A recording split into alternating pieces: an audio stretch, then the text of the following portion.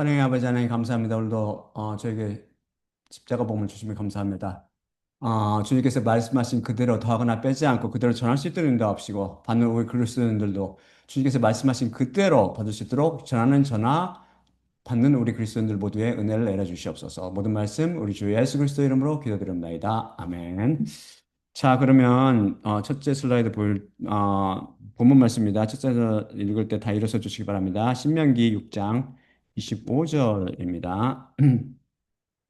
그러므로 모든 이 계명을 여호와 우리 하나님 앞에서 그분께서 우리에게 명령하신 대로 행함으로 지키면 그것이 우리에게 의가 될 것이라. 자, 그러면 다음 슬라이드를 제가 우리 계속해서 지금 주기도문을 같이 낭송하도록 하겠습니다. 낭독하도록 하겠습니다. 하늘뜰 안에 계신 우리 아버지여, 당신의 이름이 거룩히 되게 하시며, 당신의 왕국이 오게 하시고, 당신의 원함이 하늘뜰 안에서처럼 땅 위에서도 이루어지게 하시며, 그 비로 적절한 저희의 양식을 오늘 저희에게 주시고, 또한 저희 자신들이 저희의 채무자들을 면제해 준 것 같이, 저희 채무를 면제해 주시며, 저희를 시험 안으로 끌어들이지 마시고, 오히려 그 악한 자로부터 구출하소서. 다 앉아주시기 바랍니다. 어, 지난 시간 우리는 하나님과 인간이 맺은 언약이 일곱 개가 있다고 살펴봤습니다. 이 중 첫째와 셋째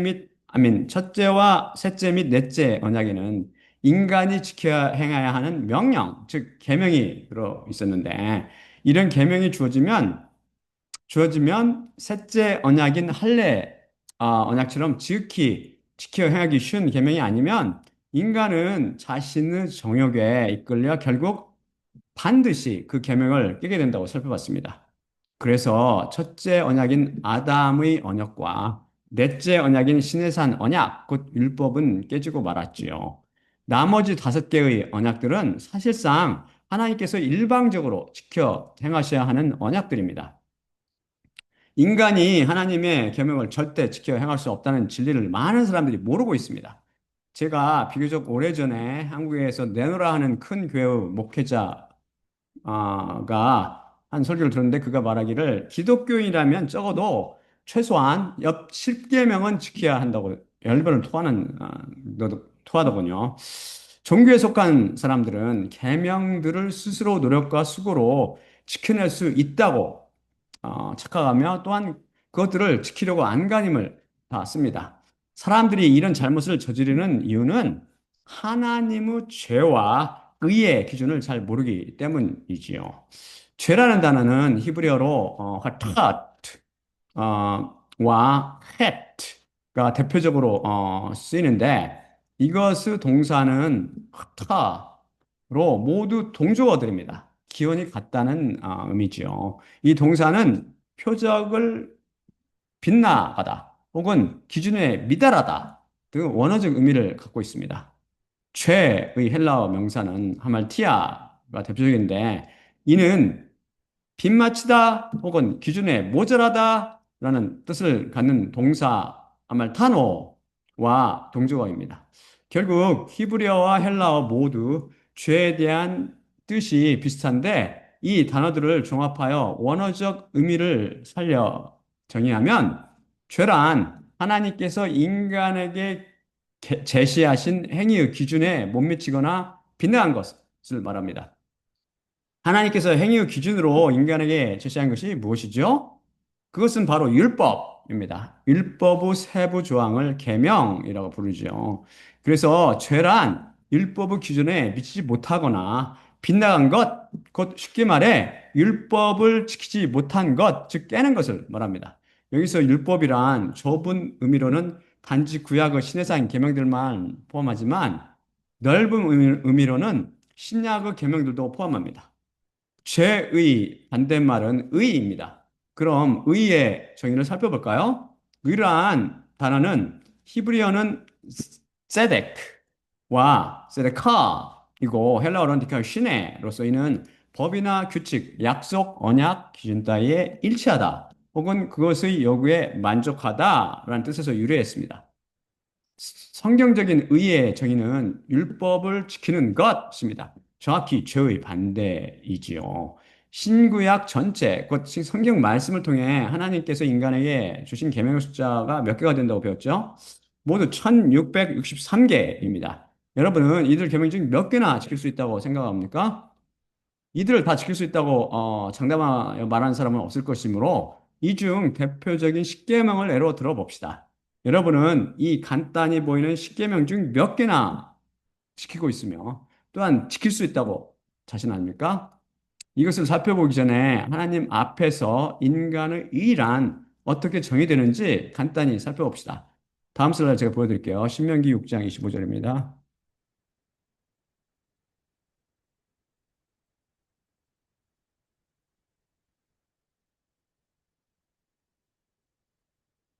음,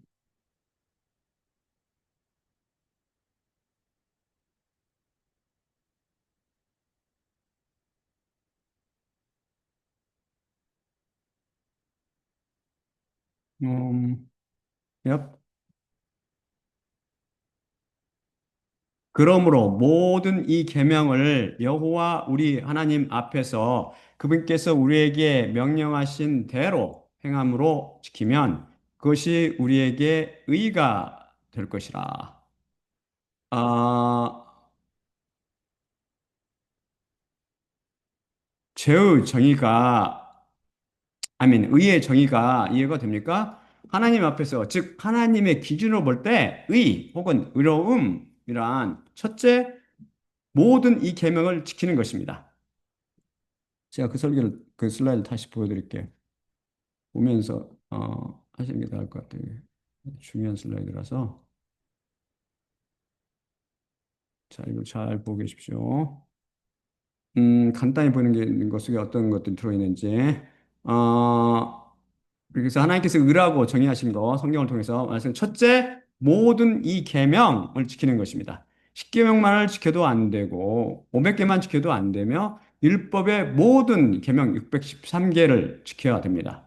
하지만 이제 우리에게 모든 계명이 주어졌으므로 넓은 의미의 율법인 신약의 계명들도 포함하여 1663개의 계명을 하나도 빠짐없이 완전히 지켜야 합니다.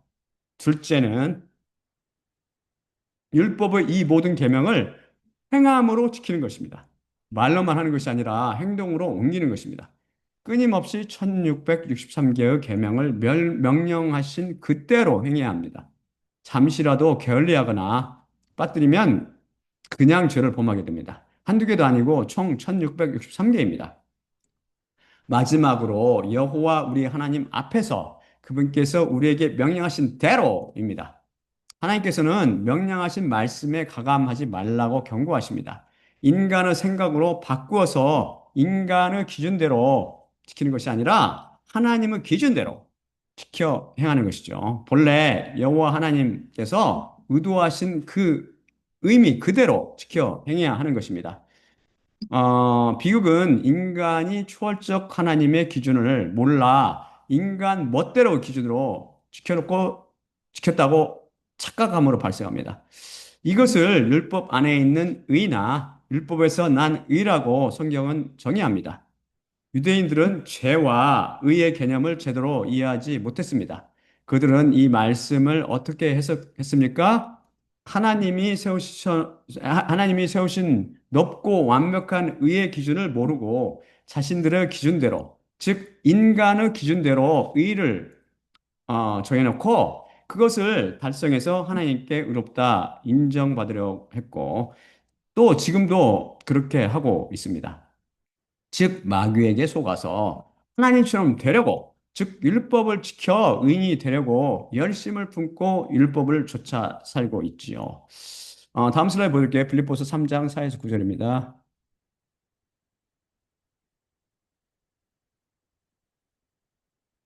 비록 또한 육신 안에서 내가 확신을 갖고 있다 해도 만일 다른 어떤 이가 육신 안에서 확신하고 있다고 생각한다면 나는 더 그러하니 8일째 할례 받았고 이스라엘의 민족에서 났으며 베냐민 부족이고 히브리인들로부터 난 히브리인이며 율법을 따라 바리새인이고 열심을 따라 교회를 핍박하고 있었으며 율법 안에 있는 의를 따라 흠없이 되었느니라.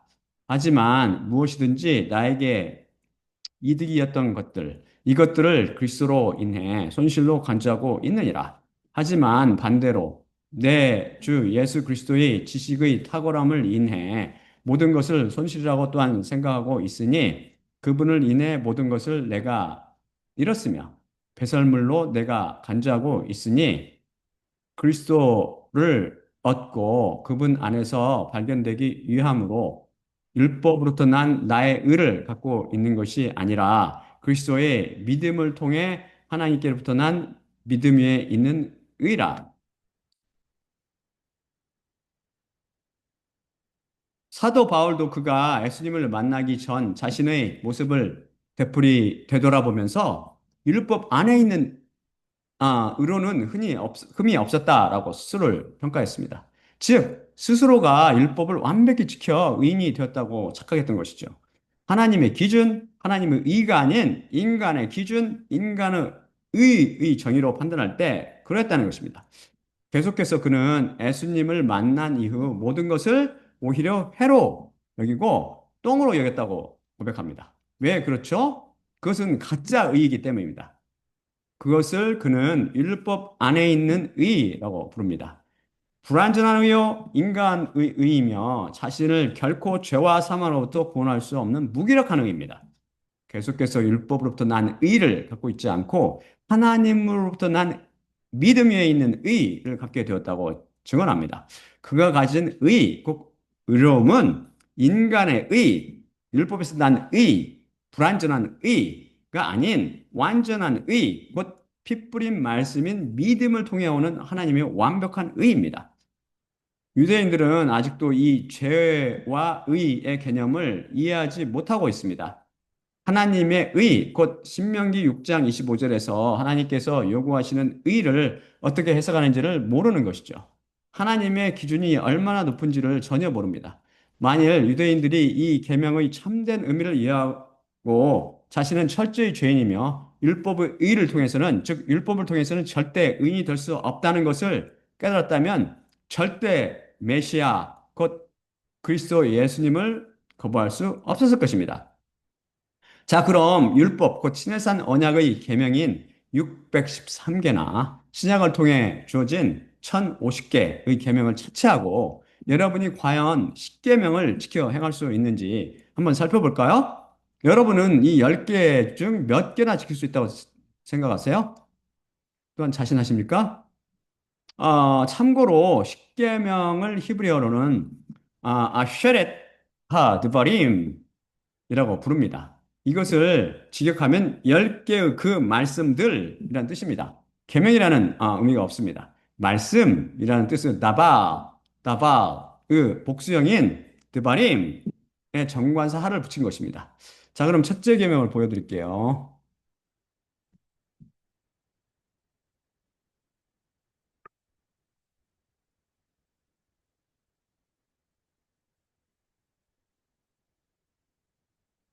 계명입니다. 출애굽기 20장 3절입니다. 내 얼굴 위에서 너에게 다른 하나님이 있지 말 것이라. 이 계명이 생소하게 들리죠.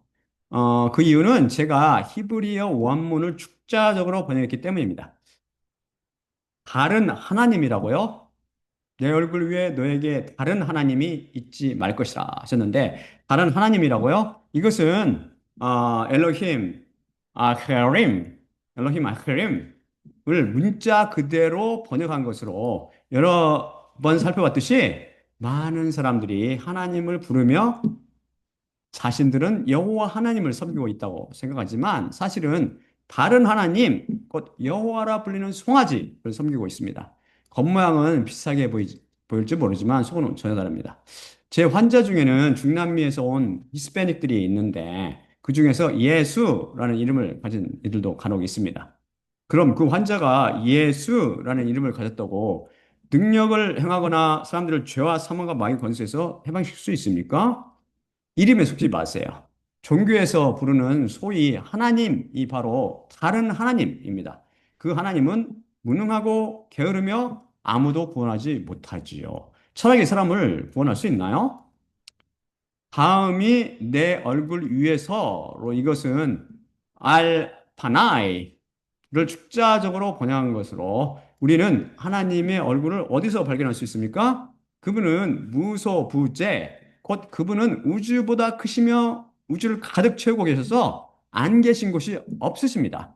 물론 우리의 마음속조차 손바닥 보시듯이 환히 보고 계십니다.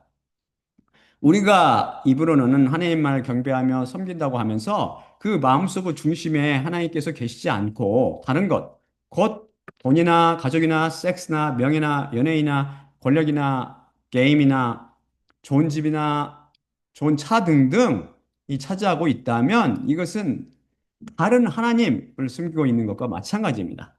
이것들뿐만 아니라 마음속을 걱정이나 근심, 불안, 공포, 미움, 슬픔, 우울, 향수, 절망, 기타 등등 최후 증상이 채우고 있다 해도 이것은 다른 하나님을 갖고 있다는 것입니다. 죄와 마귀가 그의 하나님이라는 간접적인 증거이기 때문이죠.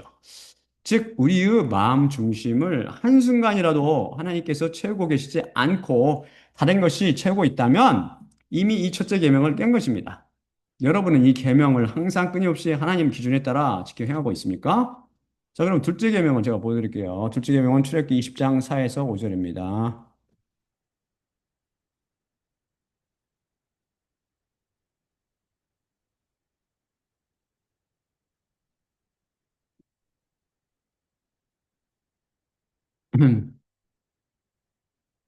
너를 위해 우상과 위로 하늘들 안에 있는 것과 아래로 땅 안에 있는 것과 땅에 대해 아래로 물들 안에 있는 것의 어떤 형상도 너를 위해 너는 만들지 말 것이라. 그것들에게 너는 절하지 말 것이요. 그것들을 너는 섬기지 말라. 여기서 너를 위해 라는 표현이 매우 중요합니다. 이것은 자신을 위해 소위 우상이나 우주 내의 그 어떤 형상의 것을 만들지 말고 그것에 절하거나 섬기지 말라는 계명입니다. 달력이 자신을 위해 우상을 만들거나 그것을 숭배하지 말라는 말씀이지요. 많은 사람들이 최소한 이 계명은 제가 지켰죠. 저는 모태신앙이거든요. 라고 말할지 모릅니다. 그것은 인간을 기준으로 지킨 것입니다. 그럼 하나님의 우상 숭배에 대한 정의는 어떤 것일까요? 신사참배만 안 하면 그냥 우상 숭배하는 걸까요? 다음 슬라이드 보여드릴게요.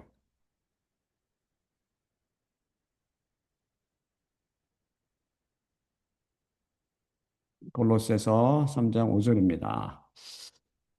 그러므로 간음, 부정, 열정, 악한 욕정과 탐심 등 땅 위에 있는 지체들을 괴사시키리니 탐심은 우상숭배이니라. 여기서 탐심으로 번역된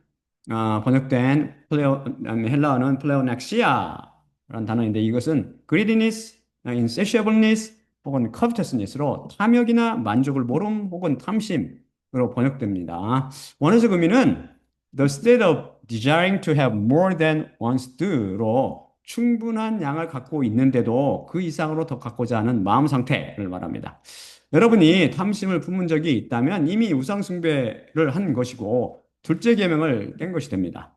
돈 100만 원을 가진 사람이 그 돈으로 만족하지 않고 두 배, 세 배 혹은 10배나 100배 더 나아가 1000배, 만 배를 더 갖기를 원하며 결혼한 사람이 한 남자나 한 여자로 만족하지 않거나 집 한 채를 가진 사람이 집 한 채 만족하지 못하거나 더 갖고자 하는 등 충분히 가졌는데도 불구하고 그것을 부족하다고 여기고 더 갖고 싶어 하고 더욱 더 갖고 싶어 하는 욕심으로 가득 찬 상태입니다. 이런 탐심을 가져보지 않은 사람이 어디 있나요? 자신은 그런 적이 없다고요? 그럼 얼마나 더 갖기를 원하면 만족을 몰라 탐심으로 간주되어 우상숭배죄를 범하게 될까요? 다음 슬라이드 제가 보여드릴게요. 디모데전서 6장 7에서 6절입니다.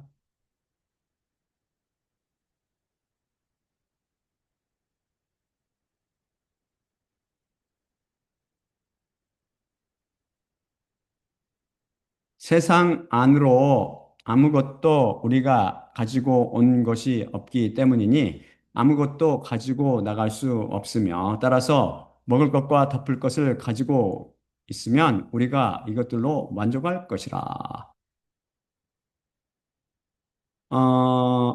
이게 하나님께서 명령하신 거죠. 여러분이 먹을 것과 덮을 것 이상으로 가지고 싶어 한다면 이미 탐심을 갖고 있는 것이며 우상 숭배죄를 범한 격이 됩니다.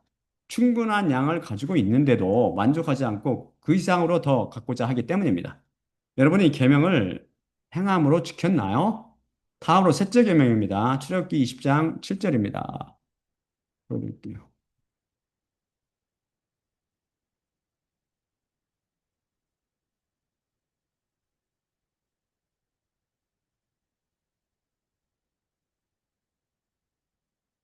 음. 여호와 내 하나님의 이름을 헛되이 너는 들어 올리지 말 것이니 여호와는 그분의 이름을 헛되이 그가 들어 올리는 것을 죄 없다 하지 아니하리라. 제가 히브리어를 축자적으로 번역하여 낯설게 들리죠. 이 계명은 한글 및 영어 성경들 모두 다 모역한 대표적인 구절 중 하나입니다. 우선 여기서 이해해야 할 중요한 단어는 티사인데 이것은 lift up 혹은 carry 즉 들어올리다나 운반하다라고 번역되는 나사 그 2인칭 미완료 형 동사입니다. 이름을 들어올리다라는 것이 무슨 뜻일까요? 우리는 흔히 거명하다라는 표현을 듣습니다. 이것은 어떤 사람의 이름을 입에 올려 말하다, 입에 들어올려 말하다는 뜻입니다. 여기서는 하나님의 이름을 입에 올려 말하는 것을 의미하지요. 인간은 이미 너무 더럽기 때문에 제3계명에는 아예 입이라는 단어가 생략되었습니다. 거룩한 하나님의 십계명에 더러운 인간의 입이 들어갈 수는 없지요. 이 계명에서 이해해야 할 다음 단어가 라샤베인데 모든 한글 번역본들이 망령되이 혹은 함부로 등 다 오역했습니다.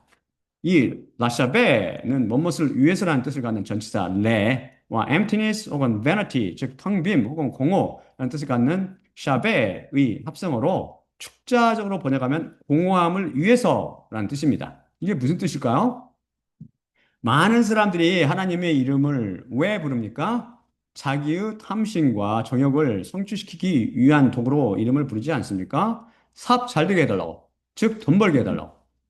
무병장수하게 해달라고, 즉 건강을 달라고, 합격이나 승진하게 해달라고, 즉 명예를 위해, 각종 선거에 당선하게 해달라고, 즉 권력을 위해 하나님 이름과 예수님 이름을 부르기도 하고 남들에게 팔기도 합니다. 이들이 구하는 것은 이 구하는 이 모든 것은 우리가 다 살펴봤듯이 창녀인 이 세상에 속한 것이며 헛되고 부질없는 것들 아닙니까? 이것들은 잡으면 손가락 사이로 빠져나가는 바다 모래처럼 헛되고 공허한 것들입니다. 바로 이런 것들을 위해 하나님과 예수님의 이름을 입에 담는 것을 하나님께서는 공허함을 위해서 즉 헛되이라고 분명히 말씀하시며 금하고 계시는 것입니다.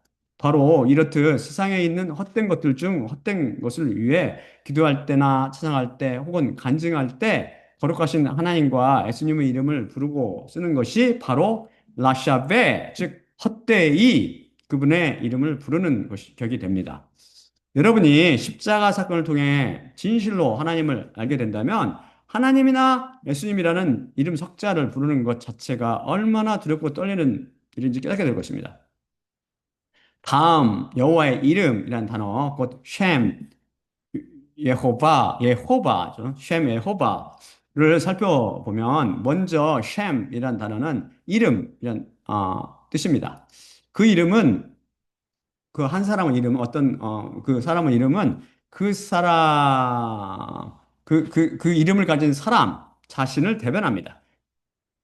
각 사람의 이름이 그 사람의 아이덴티티, 즉 동일성 기능을 갖고 있기 때문입니다.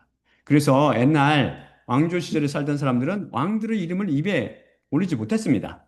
왕을 대하듯 왕의 이름을 대했던 것이죠. 이름이 갖는 동일성이라는 특성 때문입니다. 그 이름을 욕되게 부르면 그것은 물론 사형감이 되었지요. 지금도 북한이나 중국, 러시아, 기타 독재 국가에서는 그들 지도자의 이름을 함부로 부르면 징역을 살거나 사형에 처해지기도 합니다. 잠깐 있다가 사라지는 세상의 왕들이 이러할진데 하물며 영존하시는 만왕의 왕, 하늘의 왕, 창조주 하나님의 이름은 얼마나 더 거룩하고 고귀한 것이 되겠습니까? 종교에서는 이 계명을 잘못 해석하여 아예 하나님의 이름인 여호와를 부르지 못하게 금했습니다. 이 셋째 계명을 지켜 행하려는 몸부림이었지요. 이미 배운 것처럼 여호와란 단어는 히브리어로 요드 해, 바브 해로 쓰는데 성경 말씀 중에서 이 거룩한 이름을 어떻게 발음하는지 숨겨져 있다고 이미 제 76강에서 배웠죠. 우리가 섬기는 우리 하나님의 이름을 모르고 또한 부르지 못하는 것이 말이 됩니까? 누구든지 주의 이름을 부르는 자가 구원을 받는다고 했는데 이 이름을 감춰두고 부르지 못하게 하면 아무도 구원을 받지 못하게 될 것입니다. 세상에 속한 종교는 여러모로 사람들이 구원을 받지 못하도록 방해합니다. 안타깝지요. 혹시 여호와의 다른 이름이 무엇이라고 배웠죠? 제 100, 그냥 49강 통해서 배웠듯이 예수입니다. 왜 여호와 하나님, 곧 예수님께서는 그분의 이름을 헛되이 부르지 말라고 엄중히 금하셨을까요? 여기서는 동사 나카의 PL 미완료형이 쓰였습니다. 이럴 때의 뜻은 hold innocent, 나 leave unpunished로 무죄를 선언하다 혹은 처벌을 받지 않는 상태로 두다라는 뜻이 됩니다. 여기서 하나님께서 처벌하시지 않는 상태로 그냥 놔두시지 않으시겠다는 것은 즉 처벌의 대상은 히브리어 관계대명사인 아쉐이 이끄는 관계절입니다.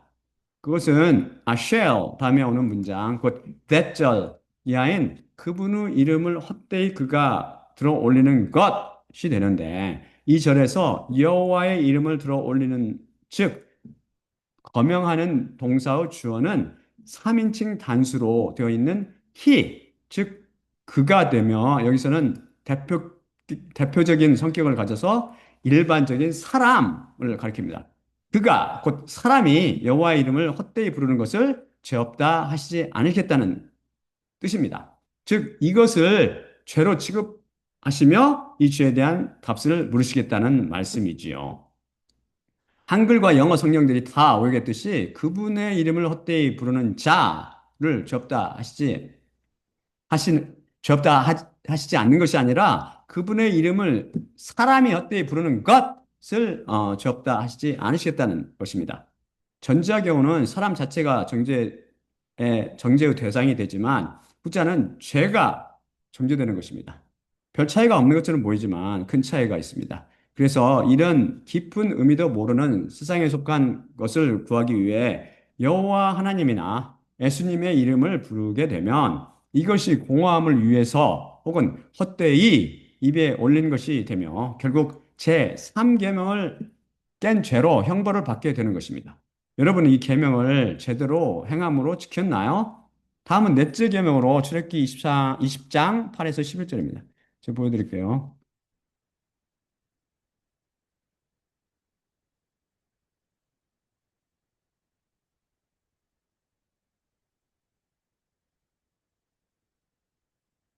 그것을 거룩하게 지킴으로 그 안식일을 너는 기억하라. 6일은 내가 일하며 모든 일을 내가 행할 것이나 그 일곱째 날은 여호와 내 하나님의 안식일이니 모든 일을 내가 행하지 말며 너와 내 아들과 내 딸과 내 노예와 내 여종과 내 동물과 내 대문 안에 있는 내 객돈이라. 왜냐하면 여호와께서 6일에 하늘들과 땅과 바다와 그것들 안에 있는 모든 것을 만드셨고 그분께서 일곱째 날에 쉬셨으며 따라서 여호와께서 그 안식일을 축복하셨고 그것을 거룩하게 하셨기 때문이니라.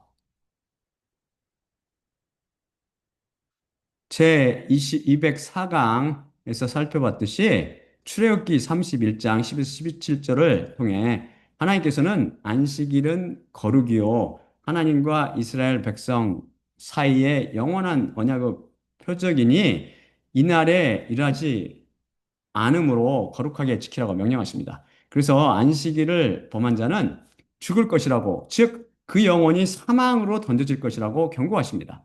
안식일이 도대체 무엇이길래 이렇게 영원한 언약으로 지켜야 하며 이것을 범하면 죽게 되나요? 어떤 사람에게는 다른 복음의 영향으로 일요일, 곧 소위 주일이 안식일이 되어버렸습니다. 그래서 일요일에 무슨 시험이나 행사나 소풍 가거나 경기나 기타 등등 일이 있을 때 주일 성수한다면서, 즉 안식일을 거룩하게 지킨다면서 그것을 다 거부하지요. 안식일은 거룩하기 때문에 수생적인 일은 안식일 아닌 다른 날에 해야 한다고 잘못 배웠기 때문입니다. 안식일만 거룩하게 지키면 나머지 엿새는 조금 더럽게 지내도 됩니까? 그리고 일요일이 안식일이라는 성경 말씀이 도대체 어디에 있습니까? 안식일은 지금 뭐 토요일이요? 사람들이 주일이라고 부르는 날은 일요일입니다. 서로 다르지요. 하나님께서는 안식일이 거룩이라고 말씀하십니다. 즉, 안식일이 거룩한 것이 아니라 거룩 그 자체라는 말씀이죠. 이해됩니까? 그것이 거룩 자체이므로 그것을 더럽히는 자는 반드시 죽을 것이라고 말씀하십니다. 어떻게 하는 것이 안식일을 더럽히는 행위가 됩니까? 바로 거룩 자체인 안식일에 뭔가를 행하는 것이 바로 거룩을 더럽히는 행위요. 거룩하지 못한 행위이며 안식일을 더럽히며 깨는 행위입니다. 사람이 왜 뭔가를 행합니까? 바로 자신을 위해, 즉, 육신의 욕과 눈들의 욕과 삶의 허식을 만족시키기 위해 그렇습니다. 그래서 이들 행위가 모든 거룩을 깨뜨리며 더럽히는 행위가 되는 것이죠. 믿음 없이 행하는 것이 다 죄라고 배웠습니다. 나를 위해 행하는 것이 바로 믿음 없이 행하는 것입니다. 그럼 어떻게 하는 것이 안식일을 거룩하게 지키는 것입니까? 아무 일도 않고 쉬는 것입니까? Yes. 아무 일도 않고 쉬는 것입니다. 그럼 그냥 아무 일도 안 하는 것이 안식일을 거룩하게 지키는 행위가 될까요? 이날에 어떤 일도 행하지 못하게 금하신 이유는 무엇일까요? 안식일에는 일하지 말고 쉬어야 합니다. 쉬면서 TV 보거나 핸드폰 하거나 스포츠나 게임을 즐기라는 이유가 아닙니다. 이스라엘 사람들은 자신을 겸손히 낮추거나 자신을 괴롭히고 괴롭히라고 하니까 물을 마시지 않고 떡도 마시지 않고 모욕도 금하며 모일을 몸에 바르지도 않았고 가죽 신발도 신지 않았으며 부부 생활도 금했습니다. 안식해야 하니 불을 피우거나 요리를 하지 않았고 여행이나 나무를 하거나 사고 파는 것도 금했지요. 하지만 그들은 자기 자신을 위해 살았으며 그들 마음은 여전히 자기의 이로 가득 차 있었습니다. 안식일을 헛되이 지켰는데 왜냐하면 믿음 없이 행했으니까요. 3일절, 제헌절, 광복절 등의 공휴일을 그냥 노는 날로 알고 있다면 그날을 제대로 보내는 것이 아닙니다. 그렇다면 일요일이나 휴가 때 놀며 쉬는 날과 다를 바 없지요. 마찬가지로 유대인들은 안식일을 노는 날 혹은 쉬는 날로 잘못 알고 있었습니다. 그날을 제정하신 하나님의 본래 의도는 이해도 못하고 그냥 푹 쉬는 것이 하나님께서 하나님 뜻에 맞게 가장 거룩하게 보내며 제 사계명을 가장 확실히 지키는 길이라고 착각한 것이죠. 창의적 포도주 때문입니다. 안식일의 본래 의도는 첫째, 방금 읽은 출애굽기 20장 8에서 11절에서 말씀하시듯 하나님께서 우주 만물을 창조하셨다는 것을 기억하라는 데 있습니다. 하나님께서 6일 동안 천지 만물을 다 지으시고 7일째는 쉬셨다. 그러니 너희도 6일 동안 열심히 일하고 마지막 날은 쉬면서 우주 내 모든 것과 너희를 지으신 창조주 하나님을 기억하라. 기억하며 지내라. 이런 것이죠. 그래서 진화론자 기독교인들은 이미 이 넷째 계명을 깨고 있는 것입니다. 둘째는 신명기 5장 15절이 증언하듯 이집트 노예 생활에서 구원해내신 하나님을 기억하라는 데 있습니다. 즉 구원 후 표적으로 안식일을 기억하라는 의미입니다. 하나님께서 안식일을 구원에 대한 표적으로 삼으셨습니다. 즉 하나님께서 지구를 다시는 물로 멸하지 않겠다는 약속의 표적으로 노아에게 무지개를 주시고 아브라함에게는 언약의 표적으로 하늘을 주셨듯이 이스라엘 민족에게는 이집트에서 구원해낸 사건을 기념하며 하나님을 기억하라고 안식일을 주셨던 것입니다. 그래서 안식일을 지낼 때마다 이집트에서 노예 노릇했던 옛날을 기억하고 또한 그 고통에서 구원해 내신 하나님께 감사하며 지냈어야 했던 것입니다. 이것은 영적으로는 하나님께서 이스라엘 민족을 이집트 노예 생활에서 구해내신 것처럼 장차 메시아 곧 예수 그리스도를 통해서 믿는 사람들을 죄와 사망과 마의 권세에서 구원해 내실 것을 대표합니다. 따라서 안식일은 예수 그리스도를 통한 죄 사함에 대한 약속의 표적입니다. 내가 반드시 너희를 더러운 죄로부터 구속하여 거룩하게 만들리라는 약속과 그 약속을 지키시겠다는 강한 의지 표적으로 봐야 할 것입니다. 따라서 그들은 장차 자신들을 육신적으로 이집트에서 해방시키셨을 뿐 아니라 진실로 저로부터 해방시켜 거룩하게 하실 하나님을 기억하며 그 약속을 붙잡고 지냈어야 했습니다. 그런데 어떻습니까? 그들은 안식일의 주님이신 예수 그리스도께서 오셨을 때 그 주님을 알아보지 못하고 오히려 거부하고 핍박했으며 십자가에 못 박았습니다. 유대인들은 거룩하게 지킨다는 의미가 무엇인지 모르고 그저 푹 쉬면서 지내는 것이 거룩하게 지키는 것이라고 잘못 알았다는 것입니다.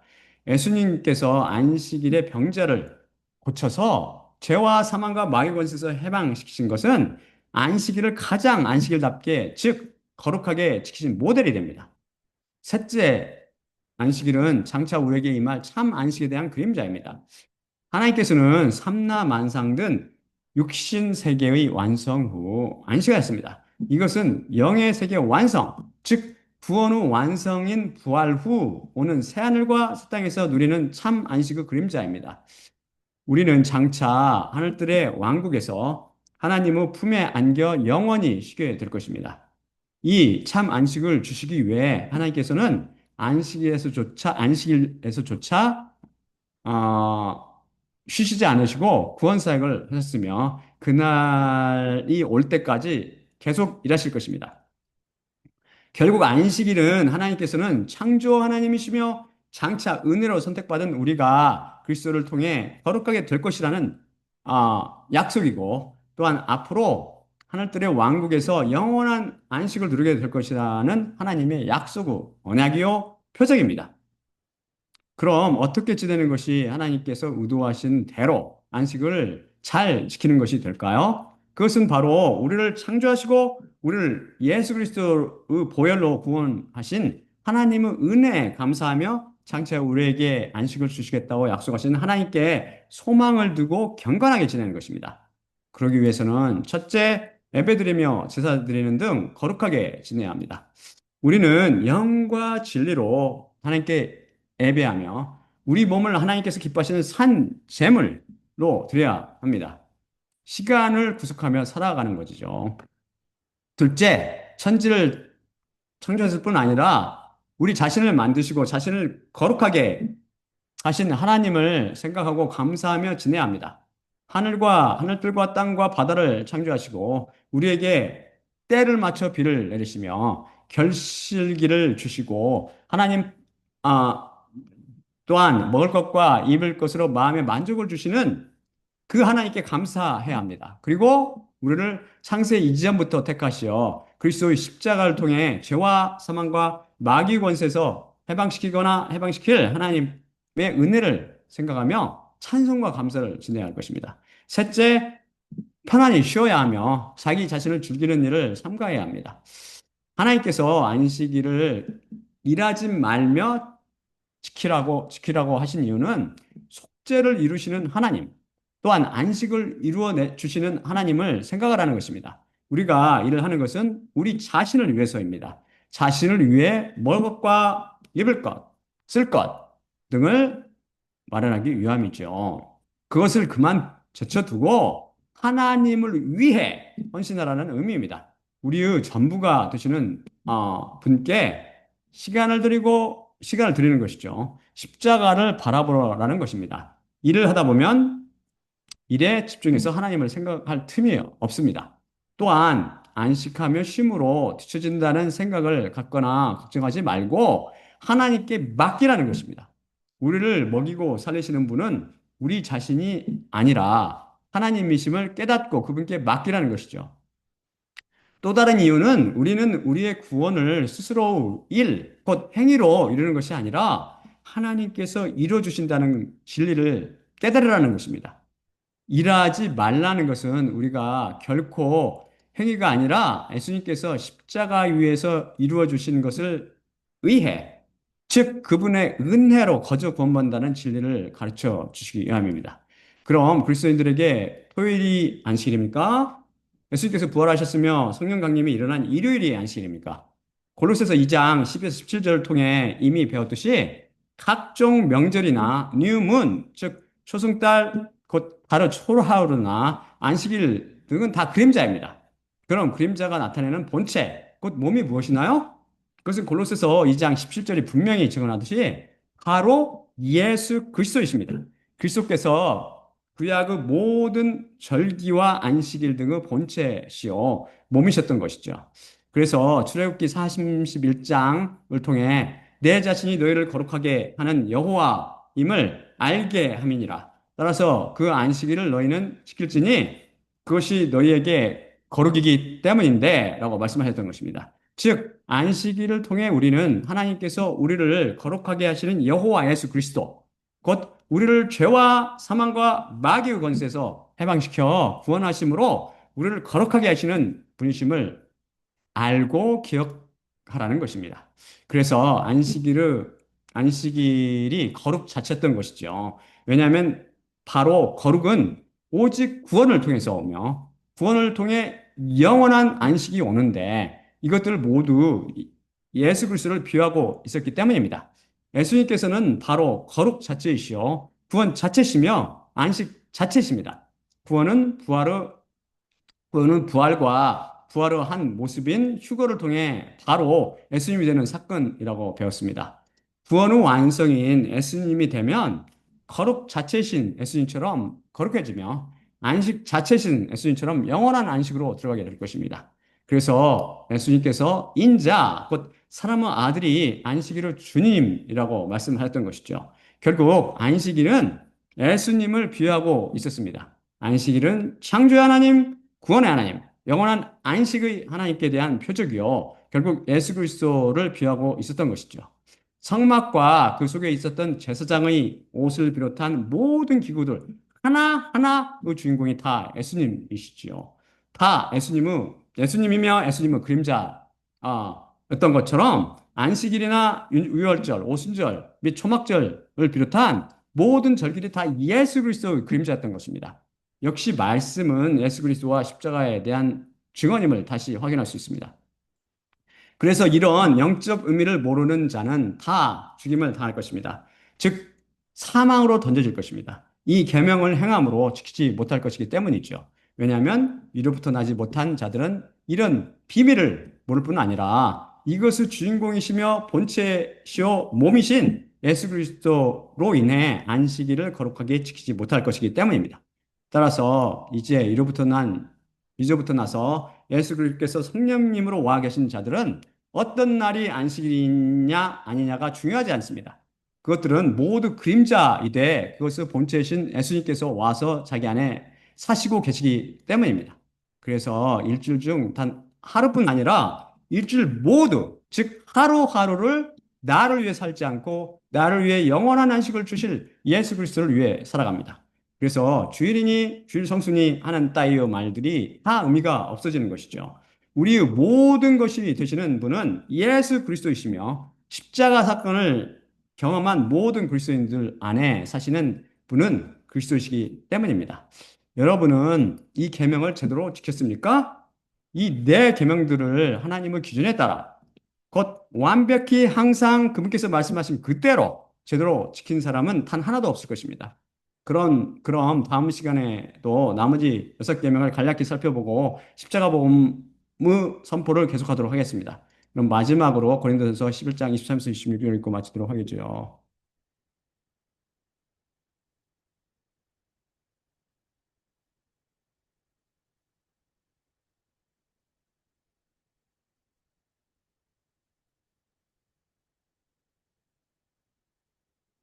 내 자신이 확실히 주님께로부터 받았고 그것을 또한 너희에게 내가 넘겨주었으니 주 예수님께서 넘겨주시던 밤에 떡을 취하셨고 감사드리신 후 쪼개셨으며 말씀하셨을 때 이것은 너희를 위한 내 몸이니 나를 기억하기 위해 이것을 너희는 행하라. 마찬가지로 또한 저녁 만찬을 잡수신 후 잔을 취하셨고 이르시되 이 잔은 내 피 안에 있는 새 언약이니 너희가 마실 때마다 나를 기억하기 위해 이것을 너희는 행하라. 확실히 이 떡을 너희가 먹을 때마다 또한 그 잔을 너희가 마실 때마다 주님의 죽으심을 그분께서 오실 때까지 너희가 선포하느니라. 예수님은 몸과 피로 상징되는 떡을 떼며 잔을 마실 때마다 십자가를 통해 우리 대신 율법을 다 지키시어 우리를 의롭다 만들어 주신 예수님만 바라봅시다. 또한 나를 기억하기 위해 떡을 떼며 잔을 마시라. 고 말씀하신 예수님의 계명에 순종, 아니 명령에 순종할 때마다 주님의 죽으심을 그분께서 오실 때까지 선포한다는 말씀을 마음에 새기고 율법에서 난 의가 아니라 하나님께로부터 난 믿음에 있는 의를 사모하며 살기 바랍니다. 자, 그러면 기도하고 마치도록 할게요. 사랑의 아버지 하나님 감사합니다. 오늘 말씀 주시면 감사합니다. 우리 인간들은 우리 욕심으로 인해서 주님께서 주신 계명을 하나도 지킬 수 없음을 다시 한번 확인했습니다. 주님, 이런 연약한 우리에게 주님께서 믿음의 비밀을 주시고 당신의 피에 뿌려진 말씀을 통해서 우리를 믿음으로 의롭다 해 주심을 감사드립니다. 이 비밀을 우리 그리스도인들이 모두 알게 하옵시고 우리 당신의 십자가 복음을 통해서 한 사람씩 이로부터 날 수 있도록 당신의 백성을 불러 모아 주시옵소서. 모든 말씀 우리 주 예수 그리스도의 이름으로 기도드립니다. 아멘.